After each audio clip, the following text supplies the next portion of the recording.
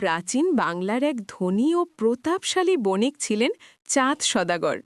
তিনি ছিলেন মহান শিবভক্ত। দিনরাত তিনি পূজা করতেন মহাদেব শিবের।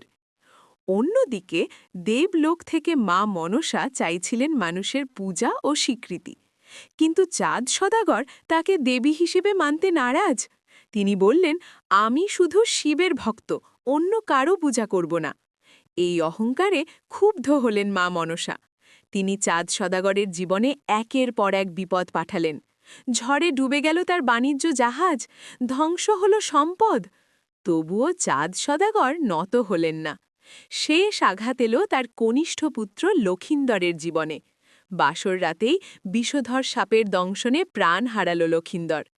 পুত্রবধূ বেহুলা স্বামীর নিথর দেহ নিয়ে ভাসলেন নদীর জলে। তার অটুট ভালোবাসা আর ভক্তিতে দেবলোক কেঁপে উঠল। অবশেষে বেহুলার তপস্যায় প্রসন্ন হলেন মা মনসা। তিনি লখিন্দরকে জীবনদান করলেন। চাঁদ সদাগর বুঝলেন, অহংকার নয়, ভক্তিই শ্রেষ্ঠ। অবশেষে তিনি মা মনসার পূজা করলেন, তবে চোখ না তুলে, শুধু এক চোখ বুজে ফুল অর্পণ করলেন।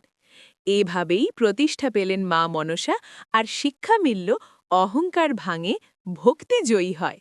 নমস্কার। এই রকম আরও পৌরাণিক কাহিনী, ভক্তি, ধর্ম ও দেবলীলার গল্প পেতে এখনই সাবস্ক্রাইব করুন মা দুর্গা ইউটিউব চ্যানেল। ভক্তির পাশে থাকুন, ধর্মের পথে চলুন। জয় মা দুর্গা।